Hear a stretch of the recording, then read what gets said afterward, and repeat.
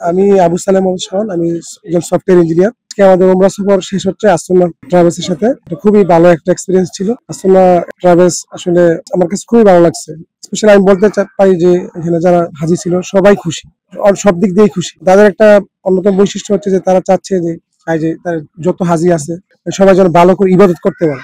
এই ইবাদতের জন্য তারা যত সাপোর্ট দরকার সব আমাদেরকে প্রোভাইড করছে। খাওয়া দাওয়া মানে খুব ভিআইপি লেভেলের খাওয়া দাওয়া, মানে এত খাওয়া দাওয়া আলবাই মানে বাইরের খাওয়া দাওয়া, মানে আর বাসার যে খাবার ঘরোয়া খাওয়া দাওয়া সবই ছিল এখানে।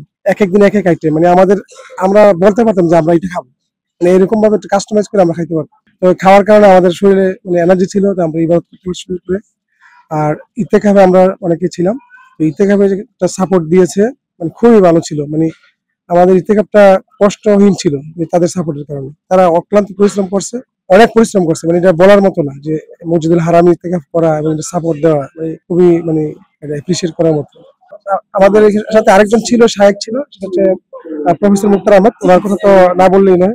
তো উনি আমাদেরকে শরীয়ত যত সাপোর্ট ছিল, হালাকা, তারপরে আমরা কিভাবে ইবাদত করতে পারি ভালো করে, আর ইন্সপায়ার করতো সবসময় আমাদেরকে। মানে আমরা যদি একটু জিমায় যেতাম, যে একটু দুর্বল হয়ে যেতাম, উনি খুবই ইন্সপায়ার করতো যে দেখা যাচ্ছে ওনার ইন্সপায়ারশিপ পেয়ে আমরা আরো ইবাদত করতে আরো ইয়ে হইতো। আমরা যে কি রহমতের মধ্যে ছিলাম এটা আমরা বুঝতে পারতাম না। যখন ওনার লেকচার হালাকাতে পর তখন আমরা ফিল করতে পারতাম যে আসলে আসলে আমরা অনেক ভালো ভাগ্যবান।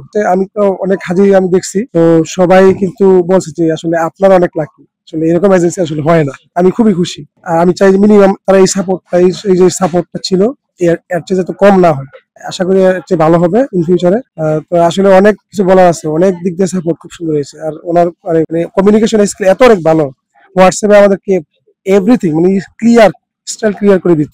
মানে কোনো কিছু আমাদের প্রশ্ন করার ছিল না, যে প্রশ্ন করতে হইতো না যে এটা প্রশ্ন কখন কিভাবে। হোয়াটসঅ্যাপে আমাদেরকে প্রশ্ন করার আগেই উনি সবকিছু ডিসকাস করে দিত, সবকিছু আপডেট দিয়ে রাখতো। আর হোয়াটসঅ্যাপ গ্রুপটা ছিল খুবই অ্যাক্টিভ, অনেক অ্যাক্টিভ। কমিউনিকেশনটা খুব ভালো ছিল, সবাই মানে সেম লাইনে ছিল।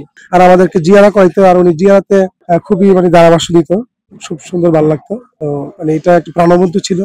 আর উনি আমাদেরকে কোনো সময় ক্লান্ত হইতে দেয়নি। উনি নিজে ক্লান্ত হইলেও আমাদেরকে সবসময় জায়গায় রাখতো বা ইবাদত করতে ইন্সপায়ার করতো।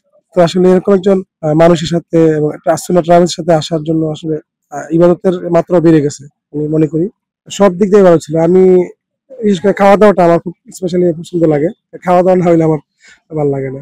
কোনো কি ট্রাভেলস এজেন্সি কি আলবাইক খাওয়ায়? আমার আমার আমার ধারণা নেই যে আলবাইক খাওয়ায়। পার্টিতে খাওয়ায়, ব্রোস্ট খাওয়ায়। তারপরে ইত্তেকাফে আলবাইক, ব্রোস্ট, উটের মাংস, গরুর মাংস, খাসির মাংস, বিরিয়ানি, এরকম কাস্টমাইজ খাবার আসলে অন্য কোনো এজেন্সিতে দেয় না।